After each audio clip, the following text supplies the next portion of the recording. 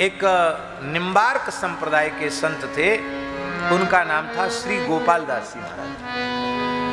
बहुत उच्च कोटि के महात्मा थे। हमारे मोहल्ले में ही मंदिर, लाला बाबू का मंदिर। लाला बाबू के मंदिर में अभी ब्रजवासियों का लाला बाबू मंदिर से बहुत प्रेम है और सबसे अधिक ब्रजवासी वहां दर्शन करने जाते। लाला हमारे मोहल्ले के तो सब वहां जाते दर्शन करने। ठाकुर जी बड़े प्यारे, आप लोगों ने के दर्शन किया लाला बाबू के? ठाकुर जी बड़े प्यारे ठाकुर जी, पूरे छरहरे हैं, ऊंचे लंबे हैं ठाकुर जी।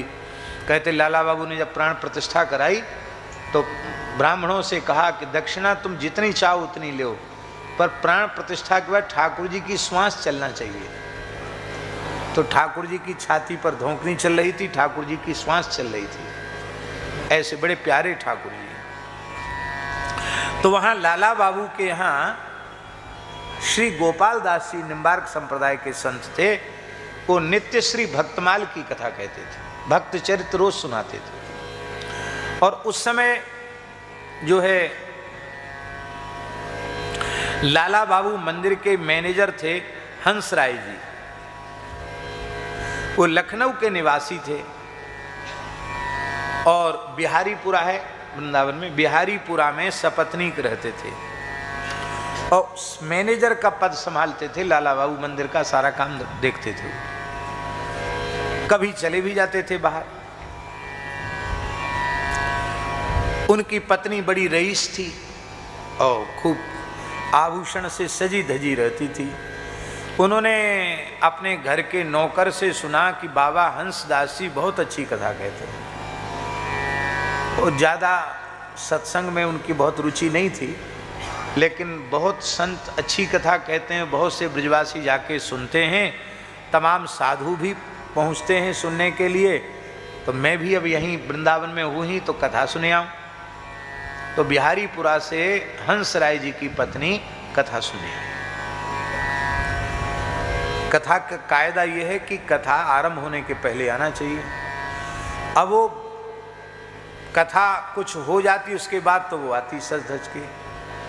और मैनेजर की पत्नी तो सबसे आगे बैठना चाहती, तो छम छम छम करके आती और लोग कहते आओ आओ आओ बैठो बैठो बैठो, वो बिठाते। तो श्री गोपाल दास जी को थोड़ा कथा में विक्षेप होता। एक दिन हो गया, 2 दिन हो गया, तीसरे दिन और बड़ी रसमयी कथा चल रही थी। और उसी बीच में हंसराय जी की पत्नी आ गई छम छम करती गई। आज बाबा खींच गए। तो बाबा तो कथा तो कहते रहे, पर कथा का उन्होंने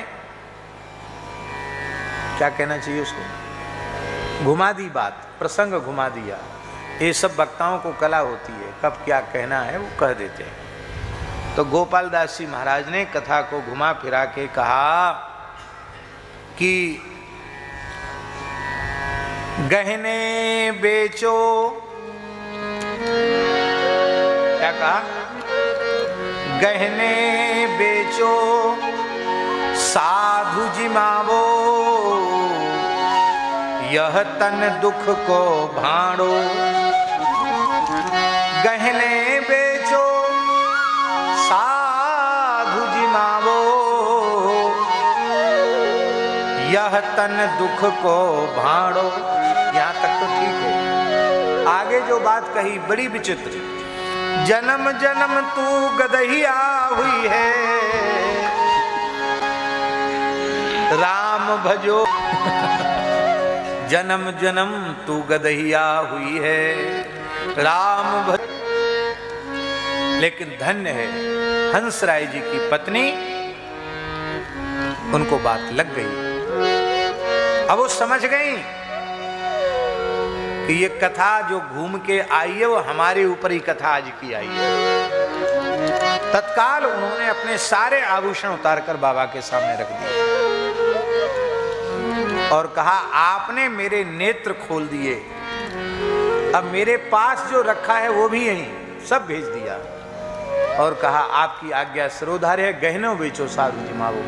सारे आभूषण उन्होंने बेच दिए और साधुओं का झरा भंडारा कर दिया और श्री गोपाल दास जी से उन्होंने विरक्त दीक्षा ले ली। बोले जब समर्पण करना है तो आधा पाधा नहीं, समर्पण करना है तो पूरा समर्पण करना है। पूरा समर्पण कर दिया और बाबा ने इनका नाम रखा गोपाली दासी। गोपाली बाई के नाम से ये प्रसिद्ध संत हुई और इनको कहा कि तुम गोवर्धन में रह करके भजन करो। श्री गोपाली बाई इतने अमीर परिवार की थी, लेकिन नित्य श्री गिरिराज जी की परिक्रमा करती और ब्रजवासियों की मधुकरी खा करके उन्होंने भजन किया।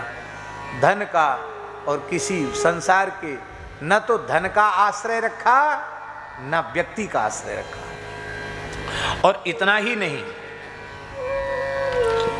इस अपनी पत्नी के इस वैराग्य से लाला बाबू मंदिर के मैनेजर हंसराय जी इतने प्रभावित हुए कि हंसराय जी भी रो करके आए।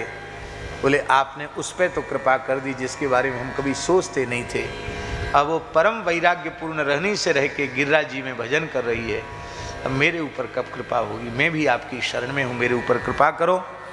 बाबा ने उन्हें भी विरक्त दीक्षा दी और उनका हंसराय जी का नाम रखा हंसदास और कहा कि तुम बरसाना में रह करके भजन करो। गोपाली दासी ने, गोपाली बाई ने गिरिराज जी में रहकर भजन किया और अंतिम क्षण तक गिरिराज जी में रह करके गिरिराज जी की रज प्राप्त की। तलहटी गोवर्धन की रही है, तन पुलकित ब्रजरज में, लोटत गोविंद कुंड में नहीं। हाँ, गिरिराज जी की तलहटी। और हंसदास जी ने जीवन के अंतिम श्वास तक बरसाना वास किया और श्री जी के निज धाम बरसाने की रज प्राप्त करके उनका जीवन धन्य हुआ।